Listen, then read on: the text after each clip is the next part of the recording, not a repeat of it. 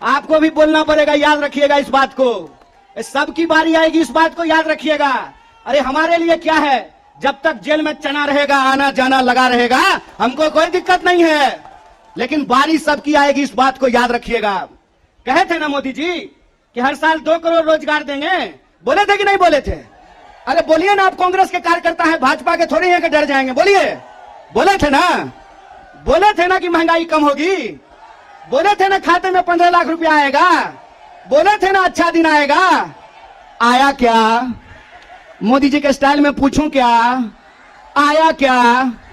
अब नया जुमला आया है, अब नया जुमला आया है कि हम अग्निपथ लेकर के आए हैं।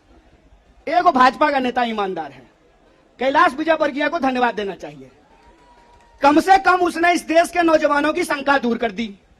उन्होंने बता दिया भाजपा की नई योजना है तैयार, भाजपा ऑफिस में सभी नौजवान बनेंगे चौकीदार। यही योजना है ना। लेकिन मैं कहता हूं विजयवर्गीय जी, आपका बेटा बल्ला बहुत बढ़िया चलाता है, अफसर पे बैठ चला रहा था, उसको बीजेपी ऑफिस में क्यों नहीं सिक्योरिटी गार्ड बना देते हैं? मंत्री का बेटा बनेगा सेक्रेटरी, मंत्री का बेटा बनेगा बीसीसीआई का सेक्रेटरी, और किसान मजदूर का बेटा बनेगा भाजपा ऑफिस में सिक्योरिटी गार्ड। हाय रे हिपोक्रेसी, इसी को हिपोक्रेसी कहते हैं ना। और बेईमानी किसको कहते हैं? देश की जनता को लगा कि जब मोदी जी बोल रहे हैं तो सच ही बोलेंगे। मोदी जी की हर बात को मान लिया देश के लोगों ने। मोदी जी ने कहा दीपक जलाओ तो देश ने दीपक जलाया, मोदी जी ने कहा बत्ती बुझाओ तो देश ने बत्ती बुझाया, मोदी जी ने कहा थाली बजाओ तो देश ने थाली बजाया। सब कुछ किया इस देश ने।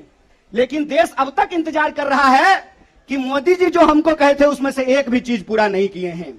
और ये देश की जो परिस्थिति है, इस परिस्थिति पे मुखर होकर के हमारे नेता बोलते हैं। इस बात का हमको गर्व है कि सरकार के सामने बिना झुके कोई लड़ता है अड़ करके तो उसका नाम राहुल गांधी है। उसको डराना चाहते हैं, उसको डराना चाहते हैं, उसको झुकाना चाहते हैं। अरे आप कहते हैं मोदी जी मैं भी चौकीदार, मोदी जी के समर्थन में लोग कहते हैं मैं भी चौकीदार। ये चौकीदार नहीं है, ये देश के ठेकेदार हैं। और ये देश के ठेकेदार कैसे हैं? क्योंकि इस देश के लोगों का, उनके भविष्य को ये ठेके पे कर देना चाहते हैं। ये जो अग्निपथ योजना है, इसकी मोटी मोटी बात आप समझ लीजिए। मैं बड़े ध्यान से सारा प्रेस कॉन्फ्रेंस सुन रहा हूं। प्रेस कॉन्फ्रेंस में सरकार जिलेबी की तरह गोल गोल कर रही है, हर चीज को सब कुछ बोल रही है, सब फायदा गिना रही है। हो सकता है कि कोई भाजपा का मंत्री यह भी आकर के कह दे कि अग्निपथ योजना में शामिल होने के बाद आपका बाल नहीं गिरेगा। जिस तरीके से उसके फायदे गिनाए जा रहे हैं, लेकिन असली बात नहीं बताया जा रहा है। एक सिंपल सवाल है, सरकार को इस बात का जवाब देश के नौजवानों को देना चाहिए। क्या सिंपल सवाल है कि जो भर्तियां हो रही थी वो भर्ती होगी कि नहीं होगी? सवाल नंबर 1 सिंपल बात है। पहले आर्मी में हर साल 75,000 कम से कम लोग बहाल होते थे। बाद में बीजेपी ने इसको घटा करके 50,000 कर दिया। और पिछले 2 साल में, अब तीसरा साल है, 50,000 लोगों को की भी भर्ती नहीं की गई। बहाना क्या दिया गया? बहाना दिया गया कि कोरोना था इसीलिए भर्ती नहीं किए। हाय मोदी जी, कोरोना था तो चुनाव लड़ लिए, बंगाल में जाकर के दीदी ओ दीदी कर लिए, सब जगह चुनाव हो गया, उत्तर प्रदेश का चुनाव हो गया, बुलडोजर बाबा आ गए, लेकिन आर्मी की भर्ती नहीं हुई। यह बेईमानी है कि नहीं है? रोजगार देने में कोरोना है और चुनाव लड़ने में कोरोना नहीं है।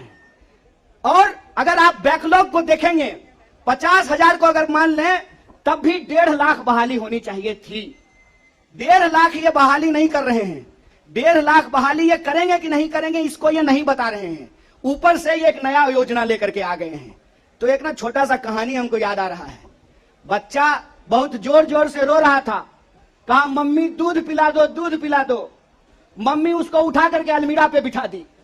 बच्चा मम्मी को यह नहीं कहता है कि मम्मी दूध पिला दो, बच्चा चिल्ला चिल्ला करके कह रहा है कि मम्मी अलमीरा से नीचे उतार दो, नीचे उतार दो। लोग मांग रहे थे हर साल 2 करोड़ नौकरी, इन्होंने हर साल 2 करोड़ नौकरी नहीं दी, ऊपर से एक नया योजना लेकर के आ गए हैं। पूरा का पूरा भाजपा के तंत्र को उसमें लगा दिए हैं कि आप बताइए कि अग्निपथ के क्या फायदे हैं।